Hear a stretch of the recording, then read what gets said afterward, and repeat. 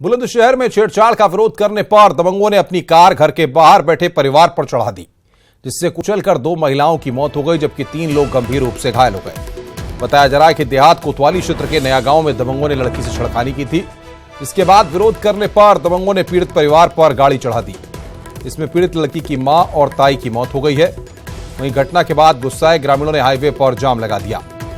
Police वारदात को महज एक हादसा बता रही है।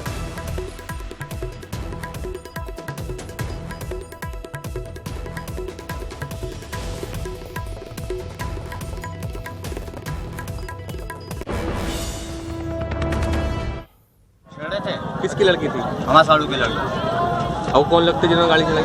वो तो ठाकुर के हैं। क्या नाम है उनका? बाप का नाम तो पता है, लड़के का नाम पता नहीं। पुलिस में कंप्लेंट की, फिर आपने क्या हुआ?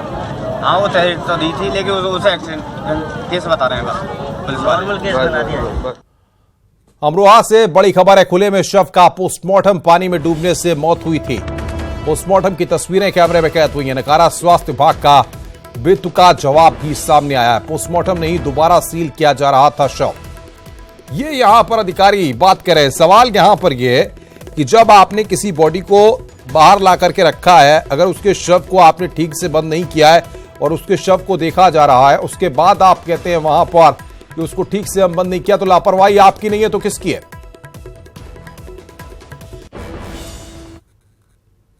जहां एक और देश में मानसून की बारिश ने दस्तक दे दी है, तो वहीं अभी भी आधा देश आसमान पर टकटकी लगाकर इंतजार कर रहा है।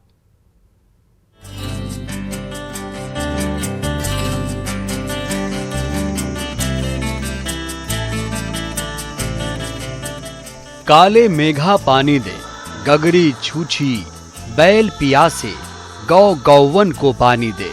काले मेघा पानी दे गुड़ धानी दे। यह मार्मिक प्रार्थनाएं अब उत्तर प्रदेश के गांवों में सुनाई देने लगी हैं। इसकी एक बानगी देखने को मिली कानपुर के गोपालपुर गांव में।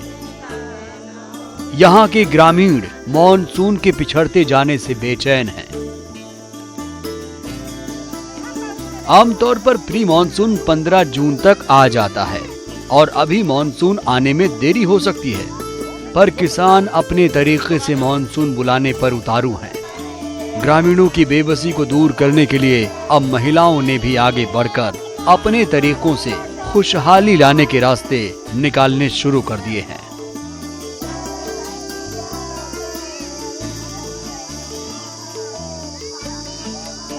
हम लोगों ने हल जुताई की। किस लिए? क्योंकि पानी बरसे इसलिए। क्या ये हर बार करते हैं आप? हाँ करते चले यार, 3 साल से बराबर कर रहे हैं हम। ये कब से हल चला रहे हैं आप लोग पानी के लिए? जब ये तो पूर्व चल रहा है, जब राजा जनक के मतलब सूखा पड़ा था तब से ये पूर्वज चल रहा है। आप लोग हर साल करते हैं? हर साल करते हैं। आपको उम्मीद होती है ऐसे भगवान खुश होते हैं? बारिश हाँ खुश होते हैं, भगवान बारिश करते हैं, खूब होता है, पैदा होता है गेहूँ गल्ला सब। हाँ खुश होंगे, बहुत खुश होंगे। अब हमने हल चलाया है, मेहनत की है तो खुश होंगे भगवान। पानी गिराएंगे भगवान। कानपुर महानगर और बुंदेलखंड के आसपास के 600 से ज्यादा गांवों में पिछले साल की तरह सूखे का डर किसानों को सता रहा है। किसानों को अभी भी यह उम्मीद है कि शायद भगवान उनकी सुन ले और इस बार अच्छी बरसात करा दे। परंपराओं और आस्था से बंधे इन किसानों को अब केवल भगवान का ही सहारा है। बारिश कराने के लिए ये जो प्रयत्न कर रहे हैं वो भले ही अंधविश्वास लगे।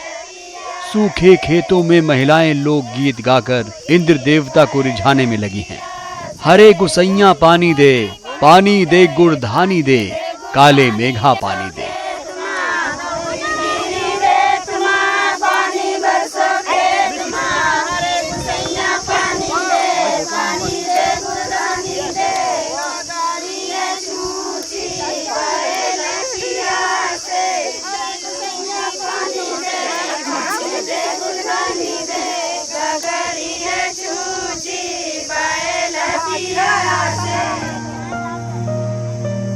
दरअसल इन सब का मकसद सिर्फ एक ही है, पानी की बूंद उनके खेतों और जानवरों की प्यास बुझा दे।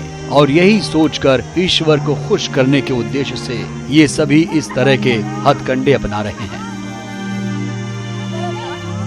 परंपरा है कि राजा जयसिंह ने हल चलाया था, रानी राजा ने मिल करके। उसी लिए हम चलाया कि पानी इसमें उम्मीद है कि गिरेगा। अच्छा लगता है भगवान खुश हाँ, होंगे? भगवान खुश होंगे तो आग जल देंगे तो फिर सब खेती में बाड़ी में पैदा होएगा, अनाज गेहूँ गल्ला। बारिश के लिए तरस रहे इन किसानों के हालात पर शायद इंद्रदेव को तरस आ जाए, लेकिन क्या इन किसानों के जुझारूपन को देखकर प्रदेश और केंद्र सरकार को तरस आएगा, जिससे इन किसानों को कुछ सुविधाएं मुहैया हो सके? बांधों और बैराजों में कैद गंगा और यमुना और उससे जुड़ी नहरों में अगर पानी छोड़ दिया जाए तो कुछ हद तक इन किसानों की मुश्किलें आसान हो सकती हैं। Bureau report, news 18। 9 दिन चले 2.5 कोस, ये जुमला है, लेकिन आखिर इस जुमले को हम क्यों कह रहे हैं? कुछ अधूरी परियोजनाओं की बात है। देखिए आप कहां की ये तस्वीर है और क्या बात हम मैसेज इस रिपोर्ट के जरिए आपको बताना चाहते हैं।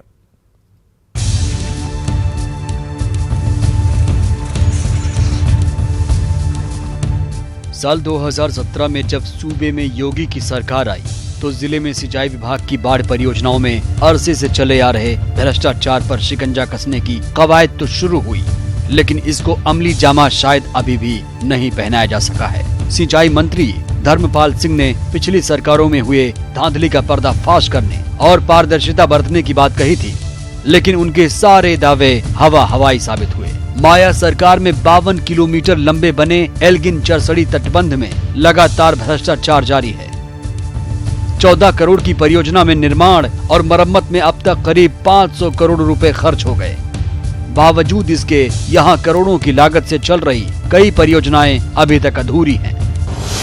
एल्गिन ब्रिज पर क्षतिग्रस्त भाग पर बाढ़ बचाव के लिए बनाई गई परियोजना 97 करोड़ 34 लाख रुपए खर्च हुए, लेकिन योजना अपूर्ण है। कार्य की परियोजना पर 22 करोड़ 8 लाख रुपए खर्च हुए, लेकिन परियोजना अपूर्ण है। क्षतिग्रस्त भाग पर मरम्मत कार्य की परियोजना पर 1 करोड़ 71 लाख रुपए खर्च हुए, लेकिन योजना अपूर्ण है। सकरौर भिखारीपुर तटबंध पर इस पर के पुनर्स्थापना कार्य पर 20 करोड़ 74 लाख रुपए खर्च किए गए। परियोजना के पूर्ण होने का दावा किया जा रहा है। सिकरौर भिखारीपुर में बोल्डर और इस पर पुनर्स्थापना के कार्य पर 17 करोड़ 68 लाख रुपए खर्च हुए। परियोजना के पूर्ण होने का दावा किया जा रहा है। सकरौर भिखारीपुर में कटाव निरोधक कार्य पर 23 करोड़ 91 लाख रुपए खर्च किए गए, लेकिन परियोजना अपूर्ण है। इन दोनों पे इस समय 6 चलित परियोजनाएं हैं, जिनमें से 2 परियोजनाओं के कार्य पूर्ण किए जा चुके हैं। एक के कार्य ग्राम नकारा में बनने वाले बांध का 95% कार्य पूर्ण है और शेष 3 परियोजनाओं के कार्य 30 जून तक सुरक्षित स्तर तक ले आए जाएंगे। बाढ़ खंड की इन 6 परियोजनाओं को पूरा करने की बात कही गई थी और कुछ को विभाग पूरा करने की बात भी कह रहा है, मगर हकीकत कुछ और ही है। हमारी टीम ने जब मौके पर पहुंचकर जायजा लिया और लोगों से बातचीत की तो हकीकत सामने आई।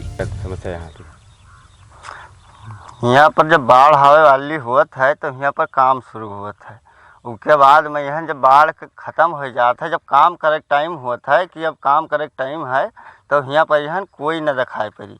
अब जाना ही पड़ेगा बाहर, बाढ़ आएगी बांध कटेगा फिर भागना पड़ेगा और क्या, सारा काम पड़ा हुआ है अभी। विभाग तो काम पूरा करने की बात करता है, मगर हमने पाया कि इन परियोजनाओं पर काम अधूरा ही है। हम दिखाने की कोशिश करेंगे ये जो बंधा है, ये एल्गिन चरसड़ी तटबंध जो अपना अलाइनमेंट खो चुका था, उसके बाद यहाँ पे फिर से ये तटबंध करोड़ों की लागत से बनाया जा रहा है। लेकिन इस परियोजना को पिछले साल जून माह में ही समाप्त कर लिया जाना था, बावजूद इसके अभी भी यहाँ पे काम जारी है। यहाँ की खामोश जो जेसीबी मशीनें और जो यहाँ की मशीनरी है वो कहीं ना कहीं इस ओर इशारा कर रही है कि एक बार फिर यहाँ के लोग बाढ़ की विभीषिका झेलने को मजबूर हैं और इंतज़ार कर रहे हैं कि कब घाघरा मैया यहाँ पर अपना रौद्र रूप दिखाएंगी और फिर से उनकी जिंदगियाँ आगोश में होंगी। देवमणि त्रिपाठी, न्यूज़ 18, गोंडा।